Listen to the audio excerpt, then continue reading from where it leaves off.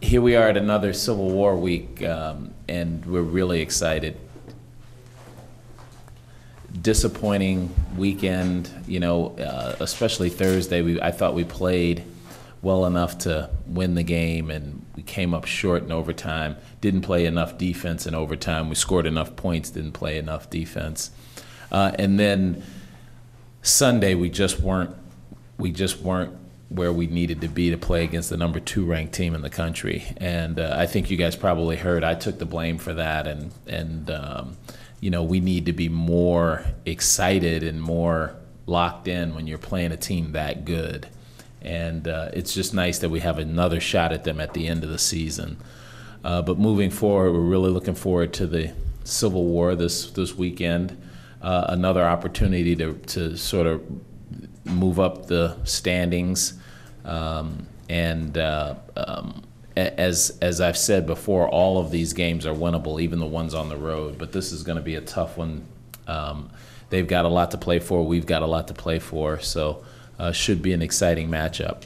With that, why don't I open it up for questions? Coach, without discounting Roberto's second half performance against Arizona State, are defenses starting to do something differently to him that's kind of limiting what he's been able to do? Not that I've seen on tape. I think that they're doing what they do all the time. They feel like if they can shut him down, it's harder for the other guys to make up for those points. But we have to have other guys step up. I mean, and we have a number of guys who can do that. We've got Devon Collier, Eric Moreland, Angus Brandt, and now even Hallis Cook. So, I'm not as worried about scoring the points.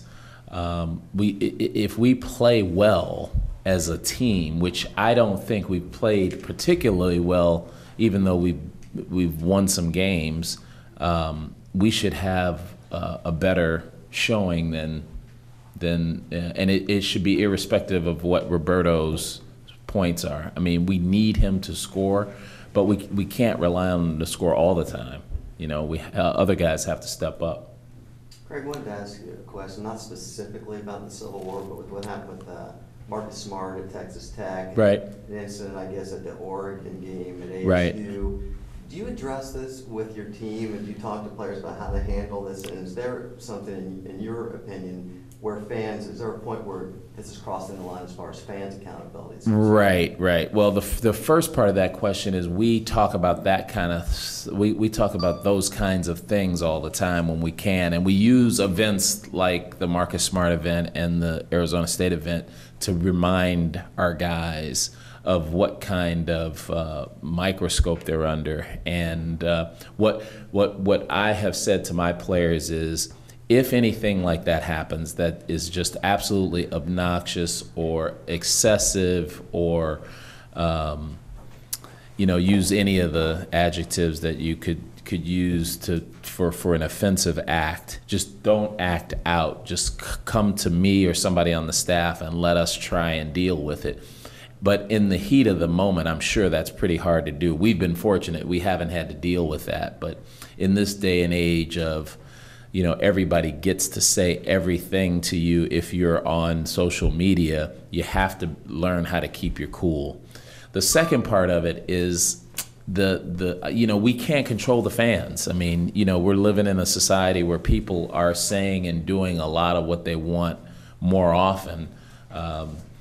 And if I know you didn't ask me what's the cause of this, but I see more just bad behavior on television, so I don't know where people are picking their cues up, but I'm not a big fan of judging shows or shows where people bully the contestants, and that's pretty big and kind of fun now on television, and it just spills over into sports, and we as players and coaches and the participants have to be prepared for it. Have you ever been in a situation where, with either as a player or a coach, where somebody was getting on you pretty good that you had to control it yourself? In the media or in the game or just in general? Game, yeah. In a game, I'm sure that people have, but for me, when I'm at the game, in the game where we're playing, I'm so into what we're doing, I never hear what's going on. After the fact, one of my assistants or one of the managers or somebody will say, hey, did you hear that guy, what he was saying about such and such? And I will be like, I didn't hear him. And the only time you really can hear people is when you're walking to and off the court, because then you're not paying attention to the game. You just, you're either thinking or, taking everything in. It's easier to hear things that are directed at you, but most of the time I don't hear stuff while the game is going on. Have you ever had any issues with Arizona State and their setup of where you? No, but this setup is new, and we didn't go down there last year. But when you come from the visitors' locker room now, it's the opposite side of where we used to come, and so the home team goes one way, we go the other, and the way we go is sort of horseshoed with fans, and I don't even know if they're all students, but it's the student section, yeah. And I could see where things could happen. We didn't experience anything in the game that we played there, but I could see where something like that could happen. But the last thing I would expect is fans to spit on you. I wouldn't. That's kind of overboard. And kudos to the way the folks down the street handled it, and just sort of getting the guy, teaching him a lesson without pressing charges. Coach, yeah. Looking at Oregon, are they the best team in the nation that's 3-8 in their conference? Oh shoot! Well, that'd be hard for me to tell, but they're a very good team, and 3-8 does not depict the amount of talent they have. I mean, if that's what you're trying to get to, we're as nervous as we're as cautious as playing them as we would be if they were 8-3. They have a lot of weapons offensively. They have a lot of speed. They play different defenses, so you have to be ready for their press. You have to be ready for their zone. You have to be ready for their man-to-man. But most importantly, they can shoot the ball really well, so they're never really out of games, because any of 5 guys could light it up from three-point distance. So we have to be on our P's and Q's. And again, it's an away game. It's going to be a tough place to play, and it's a rivalry game. The way the schedule sets up, you guys get 4 of your final 6 at home. So do you think this game could kind of serve as a launching point into the final third of the season? Yeah, I think, Grady, every game is a potential launching point for us, because as I mentioned earlier, it doesn't feel like we've played our best basketball. We're piecing together wins here and there, but winning on the road at Oregon would be a nice way to start the second half of the season. It sort of feels funny because we hadn't played. We started the second half, but we hadn't played Arizona, so it really feels like the second half. But to get some momentum going down toward the end of the year, it'd be nice to get a win there. Yeah. You've mentioned a couple times now you're not playing as well as you guys would like, despite your record. What would this team look like if they were playing as well as you want them to? Well, that's you're asking me to talk my position. So I think we'd be pretty good if we were playing at our highest level. And when I say that, I mean when you're working on all cylinders, you have your 4 or 5 top guys being very efficient offensively. We're playing defense much better now. If we do that for 40 minutes, we can compete with anybody. And I don't mean just in our league. I mean, nationwide. But that's what the good teams do. And I'm challenging my guys to be that team, to be that good going down the stretch here and into the conference tournament. So I think the sky's the limit. Defensively, what are you looking for more or differently from your team? Just some more consistency. And what I mean by that is now, instead of having huge gaps in the game where we used to a couple of years ago, we just have a couple of missteps here and there that are critical when you're playing against really good teams. And I want to see those things cleaned up. And I think if we do that, it'll be hard to beat us. What I've always thought is good teams when they're playing good man-to-man defense, give you one opportunity in a possession to score, not multiple. If we can get down to where we're giving people just one opportunity, they have to find that opportunity. They don't always find it. You're a pretty efficient defensive team then. How would you grade your team out in help defense?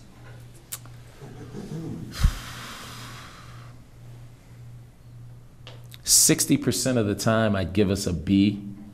40% of the time, I'd give us a C. So that's in a way we're much better than we were, but we still have a ways to go. And if we can get that 60-40 to be A's and B's, I'd be happy with that. Craig, at this point in your tenure here, does this Civil War rise above other games, or is every game in the Pac-12 at pretty much the same level? No, not here. I mean, you guys know. I know. The Civil War means so much more to everybody in the state. It's a more focused game. Whether you win it or lose it, it is talked about more than the other games. So the importance statewide is felt when we're preparing for it. This year it's a little different because in addition to it being the Civil War game, it's another chance for us to get 500 in the league this late. And that is, a position we have never been when I've played the Civil War game. Maybe the first one, but never the second one. The second one we've usually been behind the 8 ball. So there's a little added pressure this year from our standpoint. A lot of teams, the football team comes to mind. Whenever it's Civil War week, they'll kind of talk about how the players that are from Oregon kind of stress it to the younger guys how important it is. But you guys don't have anyone from Oregon, so who kind of takes that role unless the younger guys know what the game is? Well, we do. They just aren't in the regular rotation. So those guys, this game's really important to them. But all of our guys understand the importance because it's an important game if you're an Oregon State student. So you don't necessarily have to be from Oregon to understand how important this game is. The guys across from you aren't guys you played against or with in high school or anything like that, but it's such an important game statewide. I mean, everywhere I go, these guys go, people talk about those guys down the road. So they hear about that all the time. So there are enough senior guys on this team to impart the importance of this game on the younger folks. And I thought they did a great job of that in our first meeting with them. Now, in the second meeting, they've had the experience, so they know. They saw how many fans were here. They saw how much you guys talked about this in the media in preparation for that game. So they if they don't know now, they won't ever know. Is there something from that game from that first Civil War game that you would like to see you guys be better at? Oh, yeah. There were a lot of things. I thought that, while we shot the ball well, we didn't, there were a couple of individual players who didn't have their best games. So I'd like to see everybody have a great game and see how we look there. I thought defensively in the first half we did a better job than we did in the second half. So I'd like to see that. I'd like to see some improvement from the second half defensive standpoint. And then, just being able to close guys out when you get a lead. I mean, I thought we had a nice lead in the first half, and it would have been nice to be able to extend that lead in the second half rather than lose it. But, it's a rivalry game. It was early in the season. It was both of us, I think, were 1-2 or 1-3 at the time. So it was a knockdown, drag-out game. You guys held the Dotson, Artis, and Young all in single digits, and Lloyd as well. What would you do guard-wise defensively to shut those down? That was just one of the games where I thought we played very good man-to-man defense, and we played a lot longer than I thought we would. And I think I said that at the time. We just played some good man-to-man defense at the time, and we're right on those guys. And we have to do that again because it's not many games. It's not going to be many times where you can hold all those guys to below their averages. What is the key to stopping Young specifically? You know, times he's gone off and he'll be quiet. I don't think there is a key. I think you have to play him tough and keep his possessions down, because if he gets too many, he's very much like Roberto, where he can score points in bunches, especially from behind that 3-point line, and he doesn't have to be right on the line to make them. He can be a couple steps behind that. So you have to limit his touches, which is what we tried to do last game, and make somebody else beat you. Joseph Young played AAU ball with Eric, right? So Yeah, when you were I think so. scouting Eric, did you recall watching him at all? No, I didn't. We didn't recruit Eric as hard in high school, and when he was coming out of high school, it was once he had once he transferred to the prep school is when we started watching him. So I didn't see Joseph Young play in high school, nor did I see him play AAU. Coach, with all due respect to your next opponent's inside game, is there a sense of relief that you get away from 7 feet and 7'2" in the last game's shot blocking prowess? No, the way the league is this year, there's no real relief. And I thought we were holding our own until Angus got in foul trouble in the Arizona game, and then in the Arizona State game, we were right there. We just missed some shots. I thought Baczynski blocked quite a few and changed some, but they're shots that we normally make. So this season, every single game has been tough. I think what I'm more concerned about is somebody told me a stat that there's only been 8 away wins all season. Now, I haven't checked that, so you guys can check it to see if it's actual true data, but 8 or 9, let's say if it's 10, right? If it's 10 away win, that's not many out of all the games that are played. So that makes you nervous when you go on the road. So if I had to be more concerned, if I had to be concerned about some of this fact that we're playing on the road rather than the height of the guys. Now, the fact that we're going down south 45 minutes makes me feel a little bit better, and the fact that it's a Civil War game. Those rivalry games are always a little bit different. That makes me feel better. So, going with that height, you guys have a size advantage over the Ducks. Yep. Does that make you confident in your matchup with them? It does, but it doesn't necessarily mean anything if you don't take full advantage of it. I mean, and we do have the height advantage over the Ducks this weekend. And we did the last time, and I think that helped us.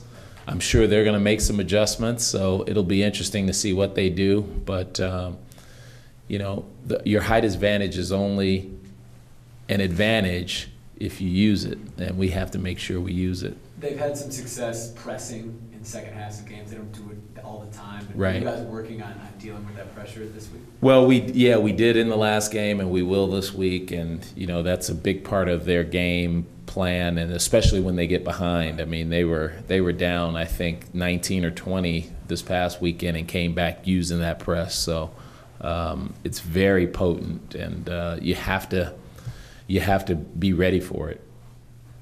I think we will be. Is Angus playing some of his best ball right now? I think he is.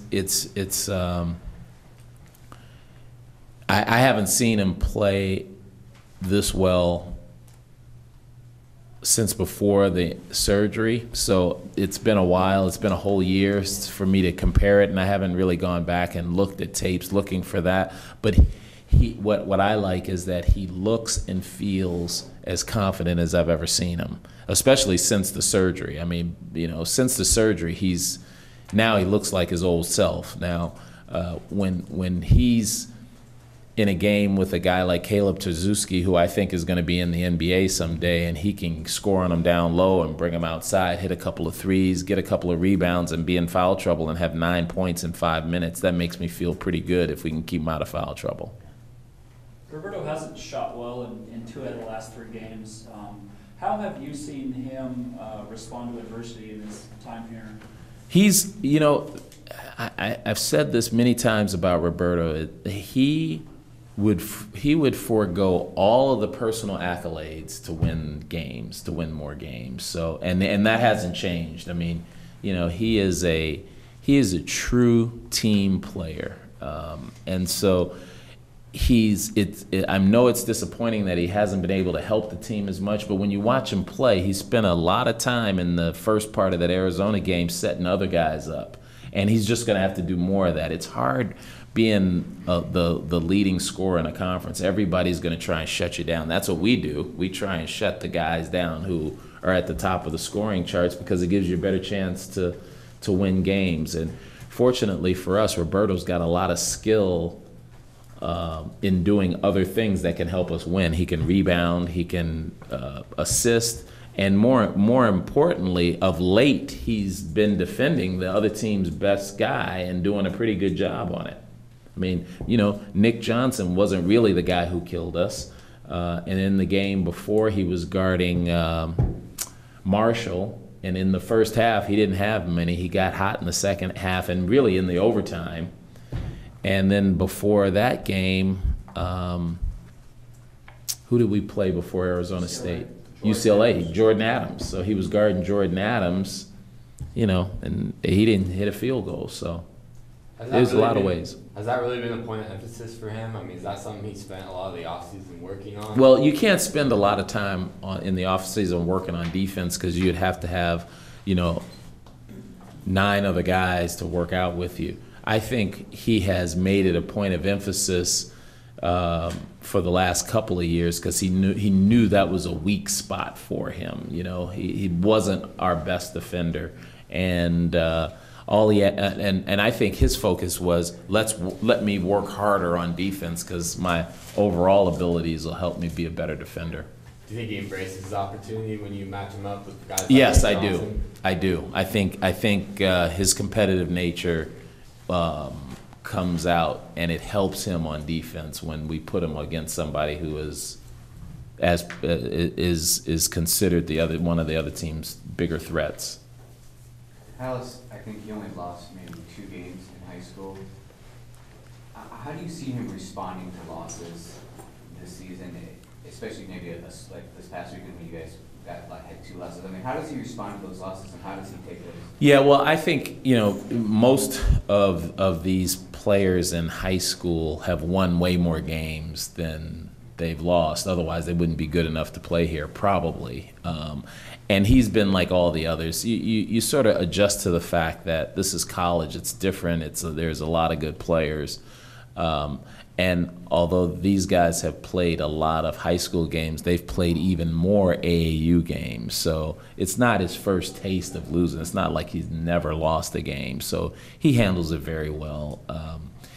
When we lose, he's in the gym even more the next day, trying to figure out what he did wrong, and he's watching tape with us. He's getting shots up. He's working hard in practice. That's what I like to see. Go back to the Arizona State game in overtime with about 50 seconds left. You guys were down 6 and didn't foul, and they took some time off and hit a 3. In hindsight, do you regret not fouling earlier in that possession? Was that ever a thought? Yeah, well, let's go back to it. We were trying to foul. As a matter of fact, we were trying to not foul. The reason why we weren't fouling, we wanted to get the ball out of the guy's hand who it was in and foul someone else. But there's a lot of things that you could pick from that game.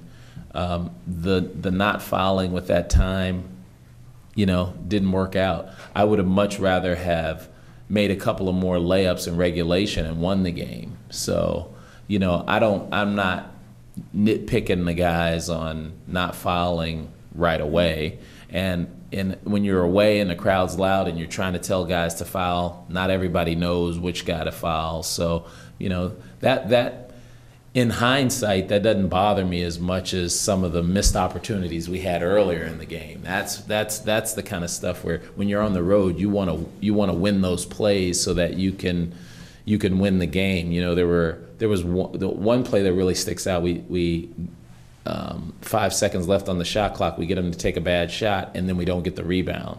That bugs me more than not fouling with like 6 seconds left. or 17 seconds left, or 50 seconds left, whatever it was. In the Arizona game, Angus was playing so well, and I know you brought him back in for one possession when I think coming out of the timeout. But besides that, he didn't play a ton down in the second half. So was there any consideration in letting him try and play through the foul trouble? Well, you just answered your own question. He had 2 fouls. I took him out. I put him back in. He scored a 3-point play. Then I took him out. So I did that.